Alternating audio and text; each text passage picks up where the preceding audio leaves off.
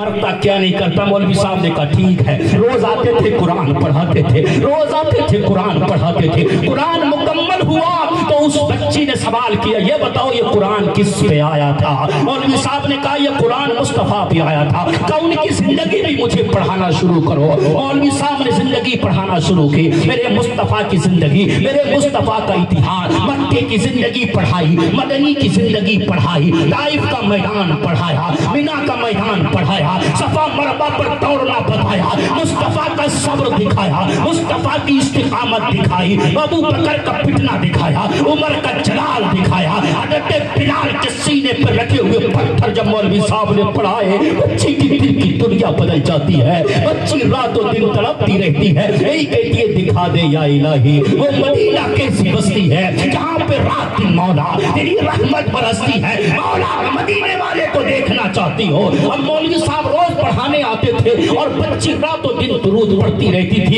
एक दिन बच्ची ने मौलवी साहब से कहा, मौलवी साहब तुमने मदीना देखा है? तो बच्ची ने कहा, मौलवी साहब ने कहा नहीं मैंने तो मदीना नहीं देखा। तो मौलवी साहब ने बच्ची से कहा, बच्ची तू बता क्या तू मदीना देखना चाहती है? बच्ची ने मुस्कुरा के कहा, तू मदीने की बात करता है? मैं जब तक रात को सोती नहीं हो तब तक मदीने वाले का चेहरा नहीं देख लेती हो। मैं उस वक्त तक रात को नहीं सोती जब तक मुस्तफा की जियारत नहीं कर लेती हो। मौलवी साहब भी हैरान थे। लेकिन एक दिन मगरिब का टाइम था, मौलवी साहब कमरे में पहुंचे, बच्ची को बुखार की हालत थी और नौकरानी दरवाजे पे खड़ी थी। उसने कहा आज बच्ची को बुखार है, शायद पटेगी नहीं। लेकिन जैसे उस बच्ची ने आवाज सुनी, कहा मौलवी साहब को अंदर भेजो। मौलवी साहब अंदर गए। जब मौलवी साहब अंदर पहुंचे, बच्ची उठ के बैठ जाती है और बच्ची ने उठ के कहा, मौलवी साहब मेरी आखिरी ख्वाहिश आप पूरी करेंगे। बोलो करोगे कि नहीं करोगे? मौलवी साहब ने कहा कर दूंगा, बताओ क्या बात है? कहा आज रात को मेरा इंतकाल हो जाएगा और मुझे ईसाइयों के कब्रिस्तान में दफन कर दिया जाएगा, ईसाइयों के तरीके से दफन किया जाएगा। ऐसा करना, तुम जानते हो मैं मुसलमान हो चुकी हूँ, मैं अपने मुस्तफा का कलमा पढ़ती हूँ, हर वक्त उनकी जियारत करती हूँ, मुझे उस कब्रिस्तान से निकाल कर मुसलमानों के कब्रिस्तान में दफन कर देना। मौलवी साहब ने कहा बात तो ठीक है लेकिन मामला बड़ा संगीन है, लेकिन फिर भी मैं पूरा करूंगा, जाओ ठीक है। बच्ची चली, बच्चन मौलवी साहब निकल गए, बच्ची कमरे में बैठी है। इंतकाल हो गया, शोर मच गया, कमिश्नर साहब की बच्ची का इंतकाल हुआ। तमाम लोग, पूरे लखनऊ के लोग इकट्ठे हो गए।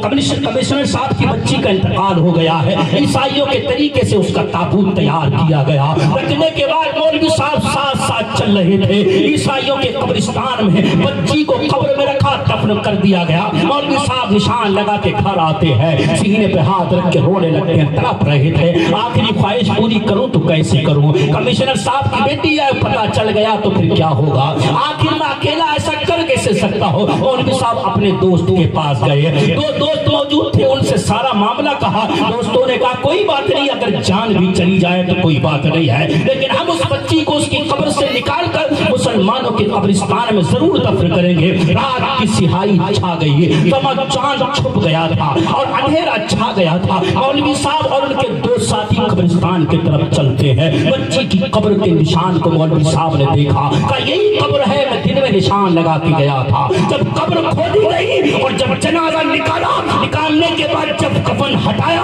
तो हैरत में पड़ गए तीनों। मौलवी साहब ने देख के कहा नहीं नहीं, ये कब्र उसकी नहीं है, ये तो मिर्जा है, मिर्जा बाराबंकी का मिर्जा बच्ची की कब्र में कैसे आया? साथियों ने कहा शायद तुमने कब्र का निशान गलत लगा दिया, शायद तुमने गलत कब्र खुलवा दी, कोई और कब्र तो नहीं है। मौलवी साहब ने सर पकड़ के कहा नहीं नहीं, खुदा की कसम खाता हो, मैंने तो खुद कब्र पे निशान लगाया, कब्र यही है। तो दूसरा कहता मैं इसको जानता हूँ, ये तो बाराबंकी का मिर्जा है, मैं इसको अच्छी तरीके से जानता हूँ। मौलवी साहब ने कहा राज कैसे मालूम पड़ेगा, चलो बाराबंकी चलते हैं। वहां कब्र को बंद किया और बाराबंकी जब वहां पहुंचे मिर्जा के दरवाजे पर तो देखा भीड़ लगी हुई है। लोगों से मालूम किया भाई बात क्या है, तो लोगों ने कहा भाई मिर्जा साहब का इंतकाल हो गया, आज 3 दिन हो गए, तीजा है। कहा अच्छा उनकी कब्र कहाँ है, चलो हमें भी लेके चलो, हम भी कब्र की जियारत करते हैं। उन्हें तो राज मालूम करना था ना। जब कब्रिस्तान में पहुंचे तो देखा कब्र मौजूद है, मौलवी साहब ने निशान लगाया। रात की सिहाई जब छा जाती है, लोग बस्ती के तमाम सुकून से सो जाते हैं। मौलवी साहब ने कहा चलो अब मिर्जा की कब्र को खोदते हैं। मिर्जा की कब्र को जब खोदा गया ना, मिर्जा की कब्र को खोदा, लाश निकाली, जब کھولا تو اس اپنی قبر میں مرزا نہیں تھا، اس کی قبر میں ایک عربی آدمی لیٹا ہوا تھا. عربی آدمی لیٹا ہوا. مولوی صاحب نے کہا یہ کیا ہوا؟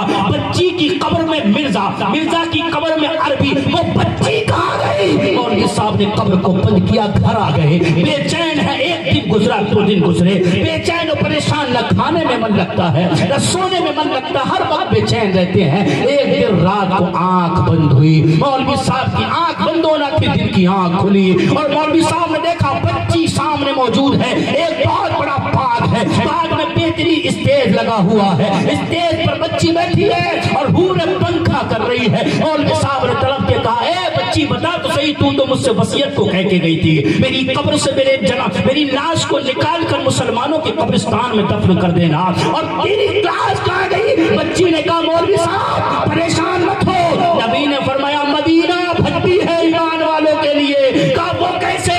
کہا دیکھ لے، وہ عربی تھا نا جو عربی مدینے میں رہتا تھا، مدینے میں، لیکن اسے پیار تھا ہندوستان سے. اور جو مرزا تھا نا مرزا، اگرچہ وہ مسلمان تھا لیکن اسے پیار تھا انگریزوں سے. مصطفیٰ نے فرشتوں سے فرمایا یہ اگرچہ میرے ملک میں رہتا ہے لیکن اسے پیار ہندوستان سے، اس کی قبر سے اسے نکالو، ہندوستان میں پھینکو. اور یہ مرزا ہے نا مرزا، اگرچہ یہ کلمہ پڑھتا ہے میرا لیکن یہ پیار کرتا ہے عیسائیوں سے، نکالو اسے قبر سے اور اسے انگریزوں کے قبرستان میں پھینکو. اور مجھ سے کہا، مجھ سے کہا وہ بچی ہے نا بچی، وہ ہم سے پیار کرتی ہے، ہمارے مدینے سے پیار کرتی ہے، کیا اس کی لاش اٹھا کر ہمارے